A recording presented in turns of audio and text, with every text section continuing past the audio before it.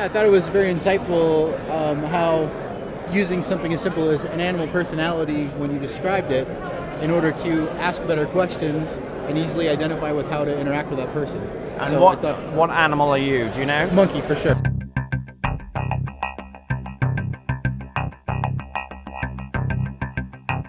And I don't know if you've heard, but it really is a zoo around here.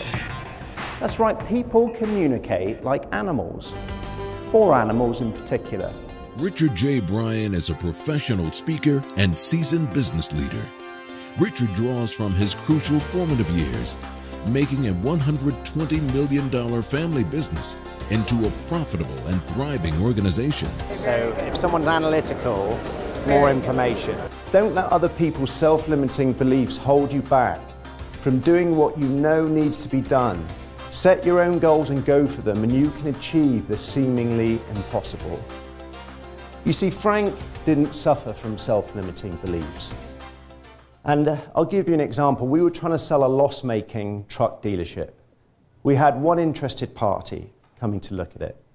So the whole week we'd been painting and decorating and having the trucks all lined up and cleaned. And Frank said on the last day, come on, let's go and have a look around because we've got these people coming to see us tomorrow. We're walking around the site, everything's looking good. We walk around the corner. This is a 5-acre site, so it's pretty big. And all we can see is the trucks lined up perfectly, all immaculately clean. It's looking good. And then suddenly Frank spots something in the distance.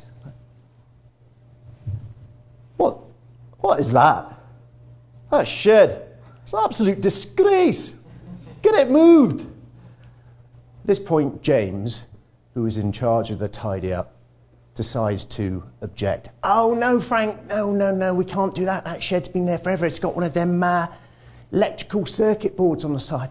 Sorry, Frank, can't be done. Is that right?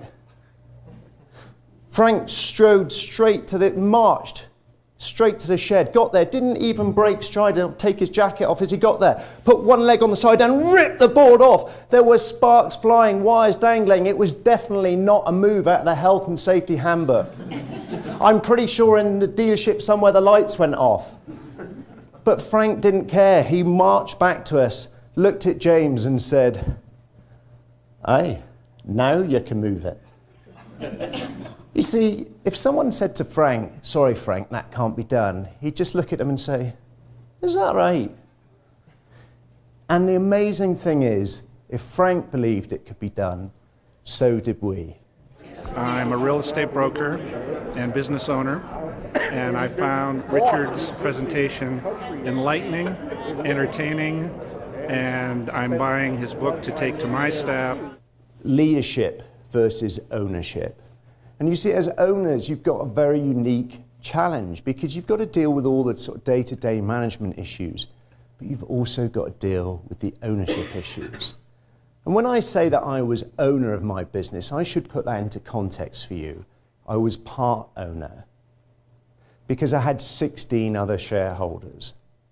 Oh, and we were all related. Yeah, so you can imagine how much fun that was. So I had lots of leadership challenges, but I also had lots of ownership challenges, and I think you need to separate the two. And anyone who's in the room who's got a family business, you have another bucket, which is called family issues. So you have 3 circles to deal with, and I think you need to try and be very clear on a strategy for each of those, because what tends to happen is when you get confusion between the leadership and the ownership issues, that's when you run into trouble.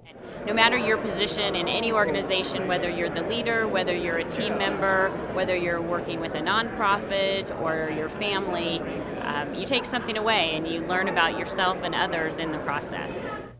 My vision of success was to make payroll next month. That was it. That was my long-term vision, is to still be in business next month. When I started, and Frank said, look, we've got to get out of this downward spiral. You know, we need to make a stand. We need to have a compelling vision of a better future to share with people, to unite everyone, like a common cause. And so we came up with a pretty simple vision. Our vision was that Bryan Brothers will have the best customer satisfaction in the UK for the brands that we represent. Pretty straightforward. Now, when I tell you that we were 245th out of 250 dealers for customer satisfaction, hey, it was a stretch goal. So I think initially people thought we were crazy. But then you see, we didn't just put it on a plaque and put it behind reception and say, yep, that's a vision dealt with, moving on. We actually lived it. We started every meeting talking about our vision. Number one on the agenda at every meeting was, how does this, what we're here to talk about today, relate to our vision? Then we paid everyone a portion of their salary or bonus linked to customer satisfaction. Everyone, from the top down. And last but not least, we had a meeting similar to this, and we were talking about our vision and customer satisfaction and what we could do to improve it. And I made a throwaway comment. I said, I'll tell you what, every quarter, because it was measured quarterly by our manufacturers, every quarter that our score goes up, we'll have a party. Well, that was it.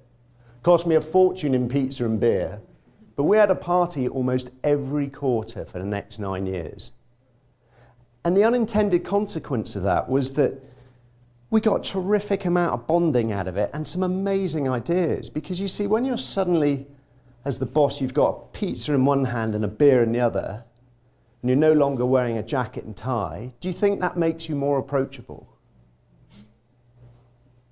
That sort of event where we got everyone together and brainstormed how we can do little things better made a huge difference, because like any business, the obvious things we'd already done. You know, it's the old saying about, if you want to improve your business 100%, you've got to find 101%.